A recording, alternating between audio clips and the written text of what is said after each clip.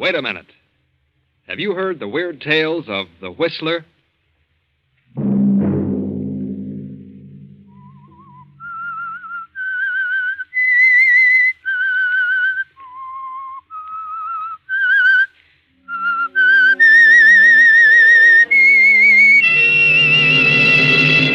I'm the Whistler.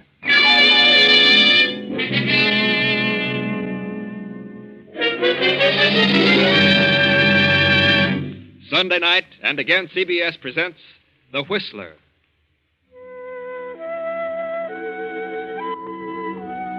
I, the Whistler, know many things, for I walk by night. I know many strange tales, many secrets hidden in the hearts of men and women who have stepped into the shadows. I know the nameless terrors of which they dare not speak. And so I tell you the amazing story of House of Greed. A taxicab rolls through the night and comes to a stop before a brownstone mansion on West 52nd Street. The driver opens the door, and a handsome, well-dressed man steps out, pays the driver, slips quickly up the stairs, fumbles with a bunch of keys, but the door opens. Oh, hello, Jackson. Mr. Talbot, welcome home, sir. Where's Mrs. Talbot? Oh, she left 3 days ago. Went to the place in the Catskills. There's a note on your desk, sir. Oh, good. Your brother, Frank, is waiting in the library. Oh. Hello, Frank. What do you want? John. Now, look, Frank, I told you the last time I'd give you no more money. Oh, but it isn't gambling debts this time. I'm reforming. I'm going to settle down and work. Work? I met a big cattleman from South America. He has a very lovely daughter. And she talked her father into letting me buy an interest in the business. How much? 10,000. Oh, I'm sure I'll make good, John. Oh, very well. I don't mind doing something like that for you. When are you leaving? Tomorrow. I've had a plane reservation for 4 days. Mm-hmm. Thanks for the check, John. You're a swell guy. Tell Mary goodbye for me. Yeah, she's up in the Catskills. Yeah, so Jackson told me. Good Lord. What's wrong? She hasn't gone to the Catskills. I can't understand this. What on earth does she mean? Well, what is it? Well, read it. John, this life is too lonely. I can't go on like this, so I'm leaving you. I found someone else who is more considerate of me. But First, I'm going home, and from there, it doesn't matter.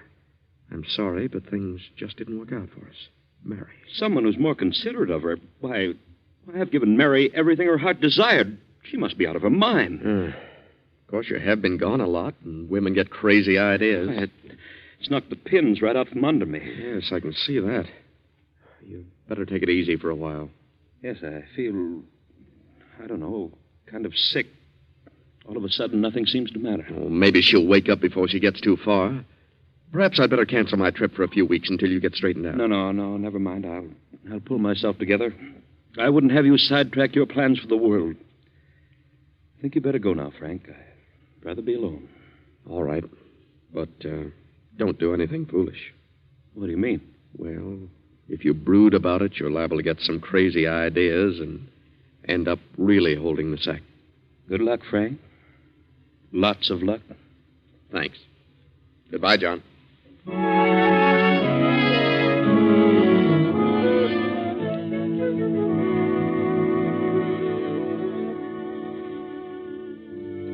John sits for the remainder of the night staring over the top of his desk. The next morning, he closes the house and starts on Mary's trail, which takes him to London, Paris, Berlin, all over Europe, but to no avail. Finally, he drops his active interest in his business and goes to live in his country estate.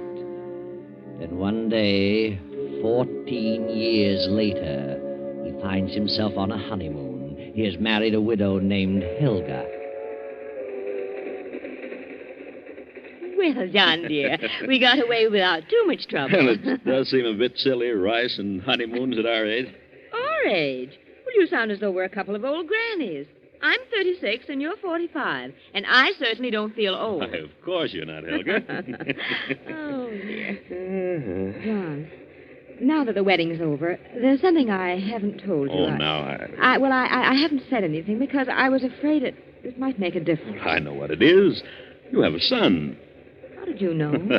I wondered when you were going to mention it. Oh, well, he finishes school this year. It's been quite a struggle putting him through college. but he's very bright. Paul has studied hard and managed to cram 2 years into one. Could he spend the summer with us? Why, of course. Oh, John, you're a darling. I should be able to find a place for him in the business. Oh, ask him to come down to our place in the country. Oh, thanks, John. You're wonderful.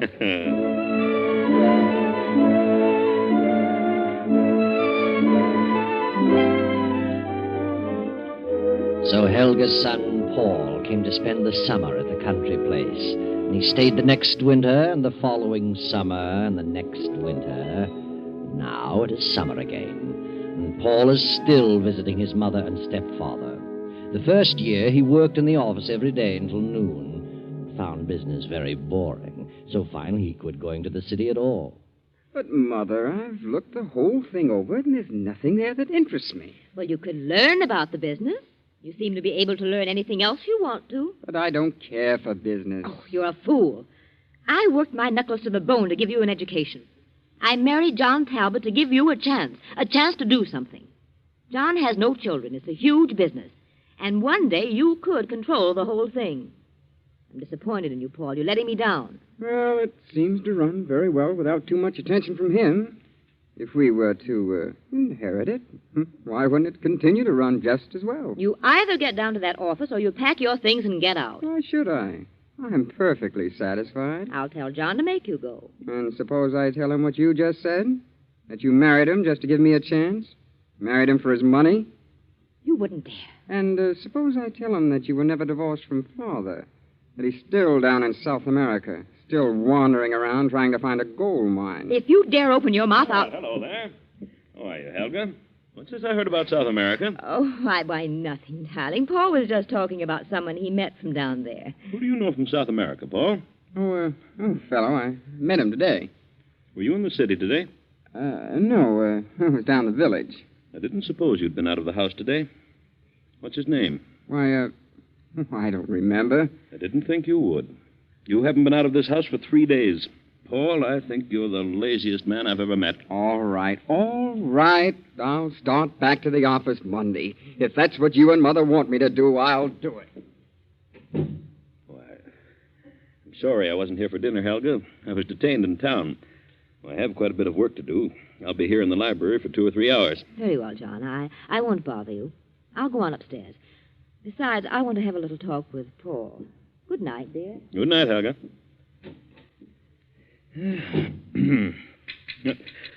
What on earth? Who's out there? Who are you? What do you want out there? May I come in? I want to talk with you. Well, why do you come to the library windows? Why didn't you ring the bell? I didn't want to cause a disturbance. Disturbance? What do you mean? May I come in? Yes, come ahead. Don't you know me, John? Good Lord. Mary. I'm sorry, John. I had to talk with you. I saw the light in the library. What do you want? I need your help. Where have you been all these years? Oh, every place. Are you still filled with resentment? It's been too long ago. At first I was. I followed you all over Europe, but never quite caught up with you. Now I'm glad I didn't. There's no telling what I might have done. I'm sorry, John. I was a fool. And I know that now. May I sit down? Why, of course. Have you a cold? Yes, I can't seem to shake it. I've had it for weeks. See, I hate to mention it, but you look a bit shabby, Mary. Aren't you doing well? Oh, well, yes. Yes, I'm doing all right. Are you? You've married again. Yes. And your wife is here? Yes. Then I'll be as brief as possible. I wouldn't want her to know that I was here. You want me to help your husband? No, not that. I have no husband. What about the man you said was more considerate of you? He left me 4 years after the baby was born. Baby? You have a child? Yes, John. She's 17 now. And where's the man? I don't know, and I don't care. Oh, John, I made the biggest mistake of my life. I should have known better. But he practically carried me off my feet. And I learned later, to my sorrow, that he was not worth shooting. Where's your daughter? She's in a school in Vermont. I've worked hard to give her an education. I've done everything I could do to give her a chance. I've not seen her very often. But now, well, I'm sort of cracking up. I've been ill a lot, and I seem to have trouble getting a job. Job? What kind of a job? Why, any kind of a job. What have you been working at, Mary? Oh, John, I've made such a miserable mess of it. I was never able to face things.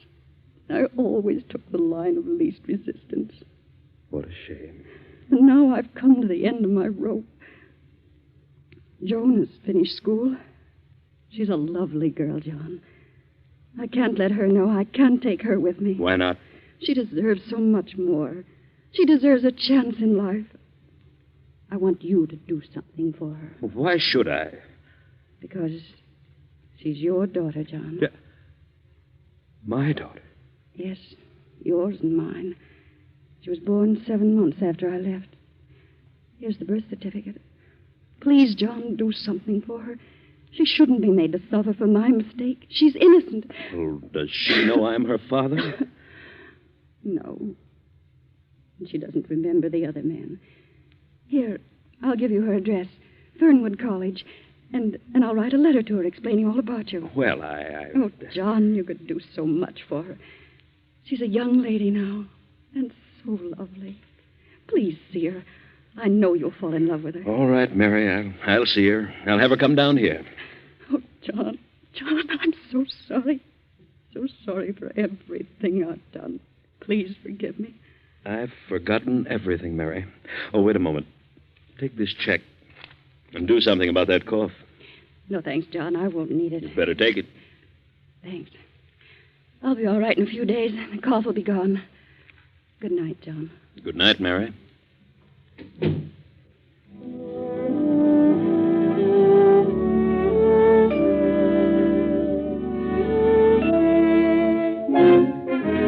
If he brings this girl here, do you realize what it means, Mother? Yes? It's his own daughter. If he falls for her, if he likes her, he'll change his will and split the estate. She's entitled to it, isn't she? Now, why should she be? Strange girl he didn't even know existed. Popped up out of nowhere and cheats us out of half the estate. I know what you mean. We've been here for several years. You're his wife. It isn't fair. What would you do about it, Paul? I'd see that she didn't get anything. How would that be possible? Suppose she didn't like it here. Supposing that before John got attached to her, the things happened that would make her dislike everything here. If she runs away soon enough, he won't change his will. Perhaps you're right. And if she doesn't? Then maybe something could happen to John. Later, something could happen to the girl. But in any event, the will must not be changed. Where do you get such ideas?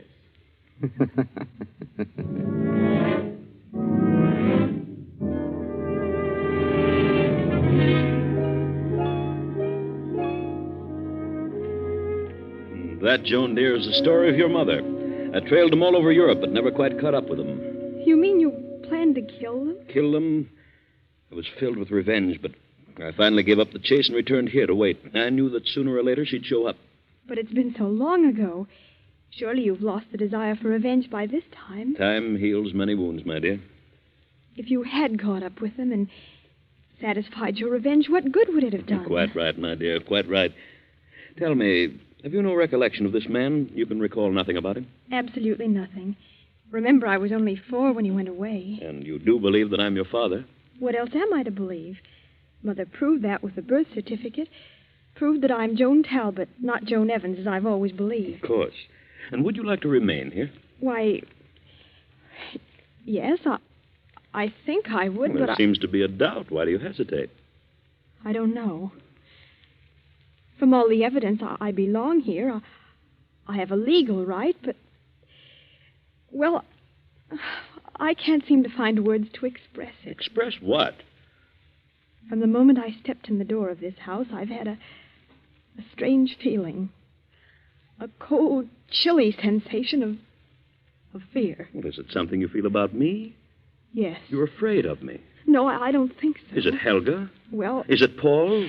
Oh, please don't ask me anymore. I don't know what it is. Well, what has Paul said to you? Nothing. No one said anything. It's just a premonition of evil. There's something wrong. Something horribly wrong in this house. Oh, you're imagining things, Joan. It's all in your mind. It will pass as suddenly as it came. You're young, Joan, impressionable, and you've suddenly found your life turned upside down. A new environment to which you've never become accustomed, but you'll get used to it. You're my daughter. I want you to have what you deserve, what is rightfully yours. I understand. And I'll try to overcome this feeling. Yeah, that's better. You're a lovely girl, Joan. An intelligent girl. I know I'm going to be very proud of you. Thank you. I think I'll go to bed now. Well, it is rather late. Good night, dear. See you in the morning. Hello. Paul, what are you doing here on the stairs in the dark? I wanted to tell you something. What? You're very, very beautiful. Your eyes, your hair, just like gold. Gold moonbeams. And soft. Paul! And your throat.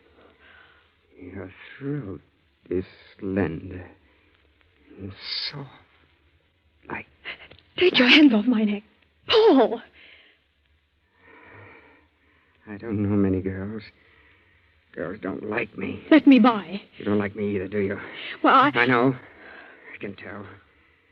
Elsie didn't like me either. She was afraid of me. Who's Elsie? She was a girl in the village. She worked here in the summertime. No one knows what became of her. What? I don't remember what happened to her. But her throat was slender and white, like yours. Let me by.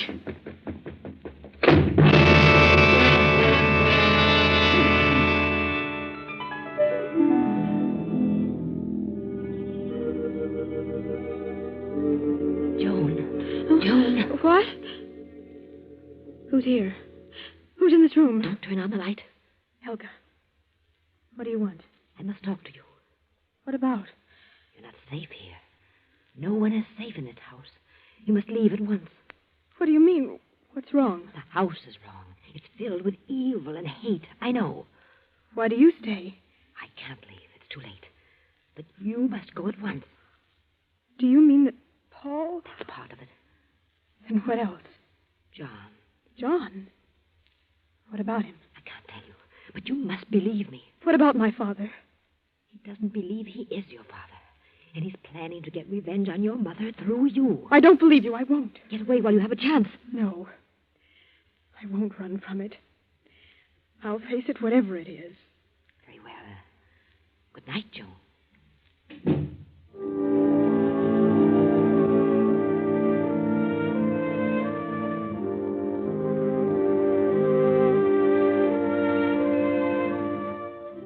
Now it is nearly midnight. John still works at his desk in the library. But outside, a man steps softly through the trees upon the terrace, quietly opens the library doors, and steps in. Hello, John. Frank. Good Lord. Yes, Brother Frank. Well, why don't you say something? Come in, or get out, or something. Why, come in, Frank. You fairly knocked me off my feet. I didn't know whether you were alive or dead. It's been a long time, John. Why haven't you written me? Well, I was hoping I could make a go of that ranch and pay you back, but I guess I was just born unlucky. Oh? They had a revolution and cleaned Senor Gonzalez out and me with him. That's too bad, Frank. But you're still the same steady, reliable John. Yes, sir, I've tried my darndest to be like you, but, well, it just isn't in me. I don't have what it takes. The last 2 years, I've had a pretty tough time. I caught some sort of a malarial fever down there, and it's impossible to get rid of it. Keeps recurring. You certainly don't look well. You've aged quite a bit.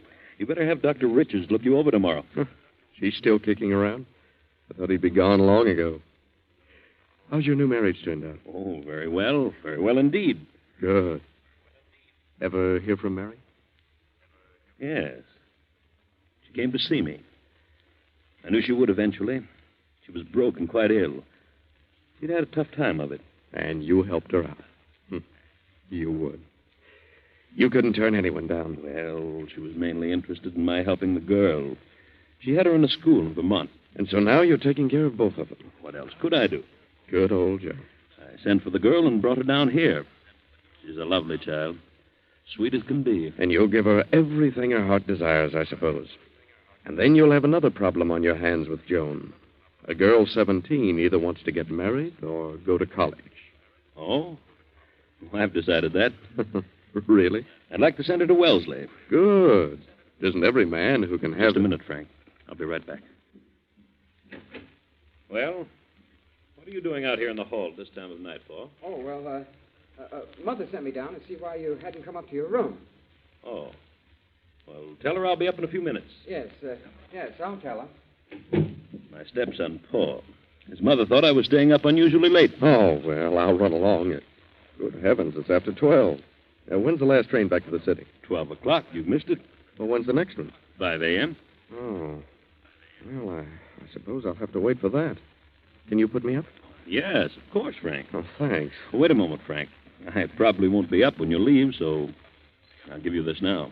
Oh, now, John, I didn't come here for that. Well, that is not exactly. No, you never have. Here you are, Frank. 1,000. And see Doc Richards first thing in the morning. And drop in at the office and let me know what he says. Thanks, John. I'm sorry to have to take this. I only wish that... Oh, forget it. We're not kids any longer. You're too old to learn new tricks now. Run along to bed, Frank. I'll see you tomorrow. Oh, take the guest room at the head of the stairs. Good night, John. See you in town at noon. Night, Frank.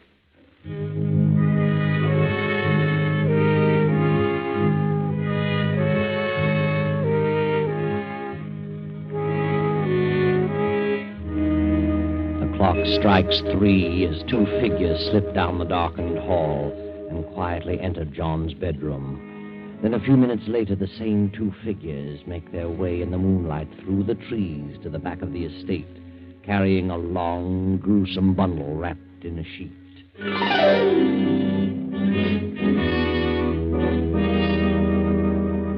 Now it is 3 nights later, and Joan, Helga, and Paul are in the library as Joan paces back and forth anxiously. But where could Father have gone? He didn't say a word about going out of town. Oh, maybe he doesn't want to come back. Why not? I don't know. Maybe he doesn't like it here. You should have listened to me. But you didn't say anything about... Well, you just mentioned me. Could have been a mistake. I just had a weird feeling of impending disaster. Something is wrong, I know.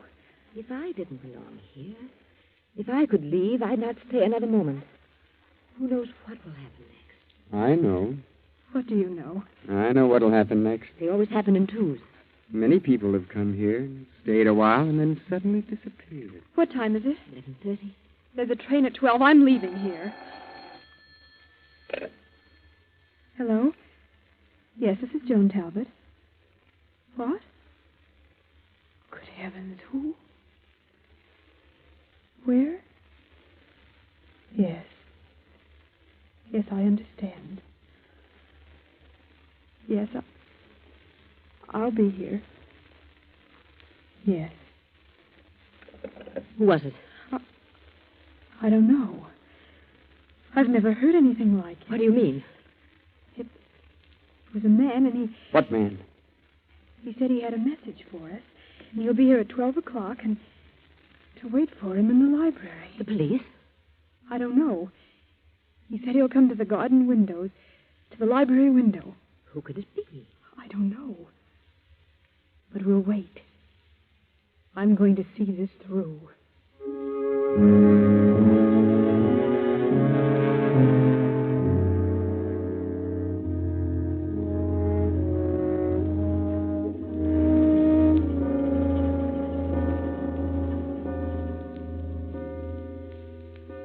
Here he comes. Through the garden. Who is it, Mother? I don't know. The lights. Why did you turn out the lights? I turned them out so we could see outside. Who is he? I don't know. He's up on the terrace. Who are you? What do you want? I came to talk to you. What about? About what happened here at 3 o'clock in the morning several days ago. Nothing happened. Nothing. But something did happen. Turn on the lights. No, don't turn them on. You couldn't see me if you turned on the lights.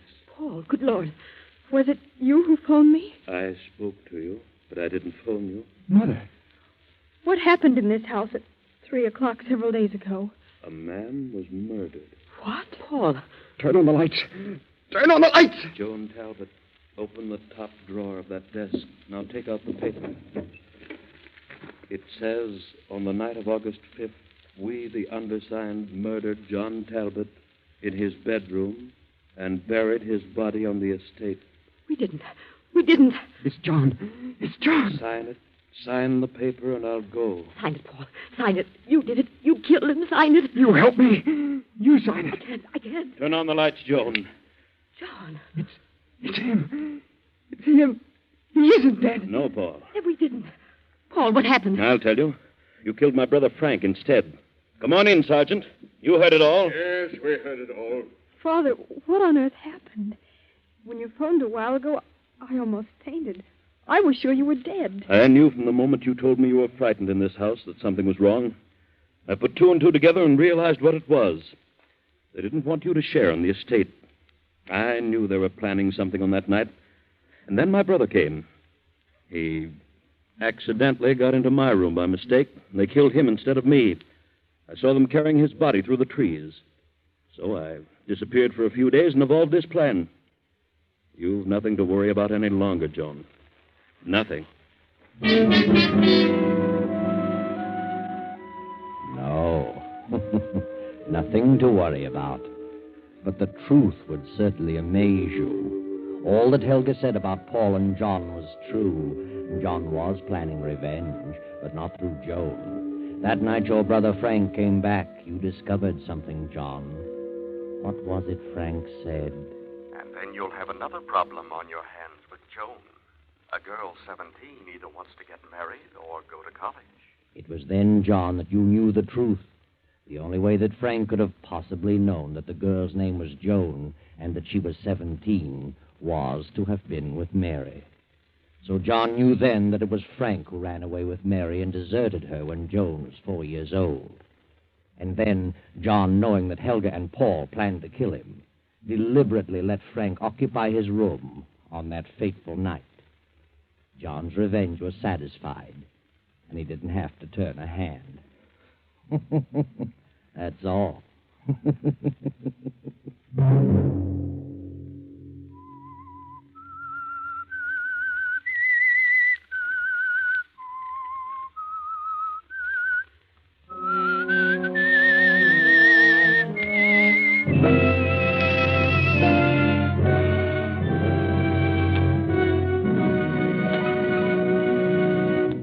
CBS has presented The Whistler.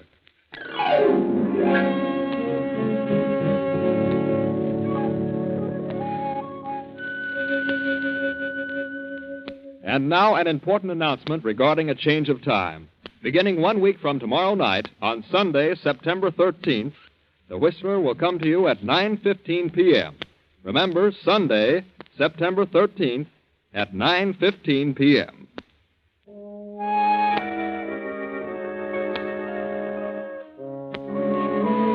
Original music for this production was composed and conducted by Wilbur Hatch. The Whistler is written and directed by J. Donald Wilson and originates from Columbia Square in Hollywood. This is the Columbia Broadcasting System.